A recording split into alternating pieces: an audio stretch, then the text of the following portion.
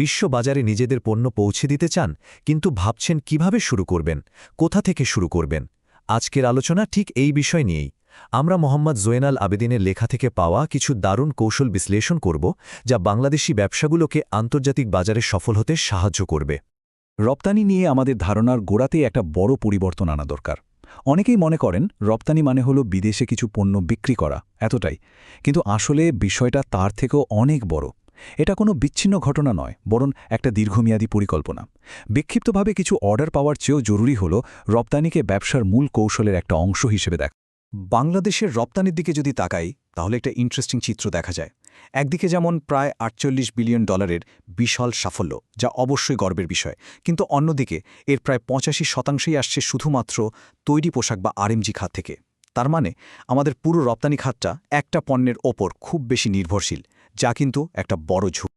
আর ঠিক এই কারণেই একটা সুচিন্তিত রপ্তানি কৌশলের গুরুত্ব অনেক বেশি। এটা এখন আর কোনো বিলাসিতা না, বরং ব্যবসার টিকে থাকা আর বিকাশের জন্য এটা অপরিহার্য। বিশেষ করে আরএমজি খাতের বাইরে নতুন নতুন সম্ভাবনা খুঁজে বের করার জন্য তো বটেই।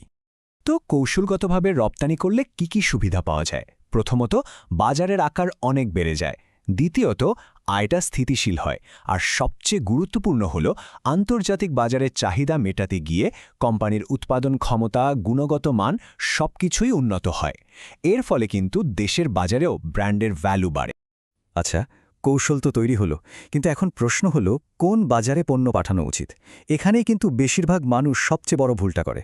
আমাদের প্রশ্ন করার ধরনটা একটু বদলাতে হবে। দেখুন, প্রশ্নটা যদি হয় আমি কোন দেশে পণ্য বিক্রি করতে পারি, তাহলে উত্তরটা অনেকটা অনুমানের ওপর নির্ভর করে। কিন্তু প্রশ্নটা যদি হয় আমার পণ্যটি কোন দেশে জেতার সম্ভাবনা সবচেয়ে বেশি, তখন পুরো অ্যাপ্রোচটাই কিন্তু ডেটা নির্ভর হয়ে যায়। আর এটাই হলো সঠিক পথ।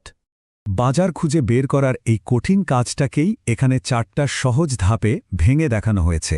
প্রথমে নিজের পণ্যের আসল সক্ষমতা জানুন, এরপর তথ্যের ভিত্তিতে বিভিন্ন বাজার যাচাই বাছাই করে সেরা 2-3টা বাজারকে টার্গেট করুন, আর সবশেষে সেই বাজারে ঢোকার জন্য একটা রোডম্যাপ তৈরি করুন। এই এক্সপোর্টেবল প্রোডাক্ট ট্রুথ টার্মটা শুনতে একটু কঠিন মনে হতে পারে, কিন্তু এর মানেটা খুব সহজ। এর মানে হলো আবেগের বশে কোনো বাজার পছন্দ না করে আগে নিজের পণ্যের শক্তি আর দুর্বলতাগুলো জানা। আপনার পণ্য কি সেই বাজারের স্ট্যান্ডার্ড পূরণ করে? আপনার উৎপাদন ক্ষমতা কি যথেষ্ট? এই সত্যগুলো জানা খুব জরুরি। ওকে, সঠিক বাজার তো খুঁজে পাওয়া গেল। এবার আসল খেলা শুরু। সেই বাজারের প্রথম ক্রেতাকে খুঁজে বের করা এবং তাকে ধরে রাখা। এর জন্য একটা কার্যকর সিস্টেম দরকার। এখানে মানসিকতার পরিবর্তনটা খুব জরুরি। আন্তর্জাতিক ক্রেতারা যখন হাজার হাজার মাইল দূর থেকে কিছু কেনেন, তারা শুধু পণ্যটা কেনেন না, তারা আসলে কিনছেন একটা ভরসা, একটা নির্ভরযোগ্যতা। আপনার পণ্য তো বটেই, আপনার নির্ভরযোগ্যতাও বিক্রি করতে হবে। ক্রেতাদের সাথে যোগাযোগের ক্ষেত্রে এই দুটো বার্তার পার্থক্যটা একটু খেয়াল করুন। প্রথমটা অনেকটা সবার জন্য লেখা একটা বিজ্ঞাপনের মতো, আমরা সেরা রপ্তানিকারক, এটাতে কেউ তেমন পাত্তা দেবে না। কিন্তু দ্বিতীয়টা, ওটা একদম নির্দিষ্ট ক্রেতার জন্য তৈরি। এটা প্রমাণ করে যে আপনি তার প্রয়োজন নিয়ে হোমওয়ার্ক করেছেন। এটাই কার্যকর। কোনো ক্রেতা যখন আগ্রহ দেখায়, তখন থেকে আপনার আসল পরীক্ষা শুরু। আপনি কতটা দ্রুত উত্তর দিচ্ছেন, আপনার কোটেশন কতটা গোছানো, আপনার স্যাম্পল প্রেজেন্টেশন কতটা প্রফেশনাল, এই ছোট ছোট জিনিসগুলোই আপনার নির্ভরযোগ্যতা প্রমাণ করে আর একটা সম্ভাব্য ডিলকে ফাইনাল করতে সাহায্য করে। প্রথম অর্ডার পাওয়া একটা বিরাট সাফল্য, এতে কোনো সন্দেহ নেই। কিন্তু এখানেই গল্প শেষ নয়। আসল লক্ষ্য হল সেই ক্রেতাকে একজন নিয়মিত অংশীদারে পরিণত করা, যিনি বারবার ফিরে আসবেন। একদম ঠিক। প্রথম চালানটা হলো আপনার ব্যবসার জন্য একটা অডিশন। ক্রেতা শুধু পণ্যের কোয়ালিটি দেখছেন না, তিনি আপনার সময়ানুবর্তিতা, প্যাকেজিং, যোগাযোগের স্বচ্ছতা সবকিছুই পরীক্ষা করছেন। এই অডিশনে পাশ করতে পারলেই কিন্তু দীর্ঘমেয়াদী সম্পর্কের দরজা খুলবে। তাহলে কিভাবে একজন সাধারণ সরবরাহকারী থেকে অপরিহার্য পার্টনার হওয়া যায়? প্রথমত, প্রথম অর্ডারটা নিখুঁতভাবে দিন। এরপর পণ্য পৌঁছানোর পর খোঁজ খবর নিন। সবসময় একই গুণগত মান বজায় রাখুন। শুধু ডিসকাউন্ট দিয়ে ক্রেতা ধরে রাখার চেষ্টা করবেন না। আর এমন একটা সম্পর্ক তৈরি করুন যা ক্রেতা সহজে ভাঙতে চাইবেন। কমপ্লায়েন্স বা নিয়মকানুন মেনে চলার বিষয়টা শুনলেই অনেকের মাথায় কাগজপত্রের ঝামেলার কথা আসে, কিন্তু আসলে এটা একটা সেফটিনেটের মতো। এটা আপনার ব্যবসাকে আইনি ঝামেলা, জরিমানা আর বড় ধরনের লোকসান থেকে বাঁচায়। সঠিক কমপ্লায়েন্স না থাকলে আপনার চালান বিদেশের বন্দরে আটকে যেতে পারে, যা আপনার সুনামের জন্য খুবই ক্ষতিকর। এই যে দেখুন, এত সব জটিল নিয়মকানুনকে যদি এরকম একটা ম্যাট্রিক্সে সাজিয়ে ফেলা যায়, তাহলে বিষয়টা কত সহজ হয়ে যায়।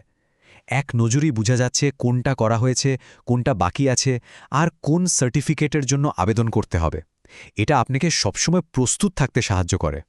তো এতক্ষণ আমরা কৌশল আর পরিকল্পনার বিভিন্ন দিক নিয়ে অনেক কথা বললাম।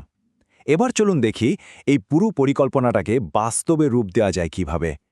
একটা শক্তিশালী রপ্তানি কৌশল তখনই তৈরি হবে যখন এই 6টা মূল প্রশ্নের পরিষ্কার আর লিখিত উত্তর আপনার কাছে থাকবে। আপনি ঠিক কী রপ্তানি করবেন, কোথায় করবেন, আপনার টার্গেট কাস্টমার কারা, আর এর পুরো প্রক্রিয়ার জন্য আপনার ফিনান্সিয়াল প্ল্যানটাই বা কী।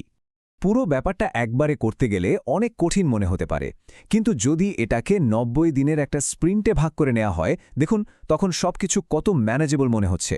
প্রথম কয়েক সপ্তাহে প্রোফাইল রেডি করা, তারপর ক্রেতাদের সাথে যোগাযোগ এবং শেষ দিকে প্রথম চালান পাঠানো। এভাবে বড় লক্ষ্যকে ছোট ছোট ধাপে ভাগ করলে কাজটা অনেক সহজ হয়ে যায়। আর একটা কথা মনে রাখা ভালো, এই পথে একা হাঁটার কোনো দরকার নেই। বাংলাদেশে এমন অনেক বিশেষজ্ঞ এবং সংস্থা আছে যারা বাজার গবেষণা এবং সঠিক ক্রেতা খুঁজে বের করার মতো জটিল বিষয়গুলোতে দারুণভাবে সহায়তা করতে পারে। আজকের এই পুরো আলোচনাটা কিন্তু কোনো সাধারণ বা তাত্ত্বিক কথা নয়। এগুলো এসেছে মহজ জয়নাল আবেদিনের 18 বছরেরও বেশি সময়ের বাস্তব অভিজ্ঞতা থেকে, যা তিনি অগণিত বাংলাদেশি ব্যবসাকে বিশ্ববাজারে সফল হতে সাহায্য করে অর্জন করেছেন। সুতরাং আসল প্রশ্নটা এটা নয় যে কোনো ব্যবসা বিশ্ব বাজারে যাওয়ার জন্য প্রস্তুত কিনা। আসল প্রশ্ন হল একটি সঠিক কৌশল তৈরি করে সেটাকে বাস্তবায়নের জন্য উদ্যোক্তারা কতটা প্রতিশ্রুতিবদ্ধ। উত্তরটা নির্ভর করছে এই প্রতিশ্রুতির ওপরেই।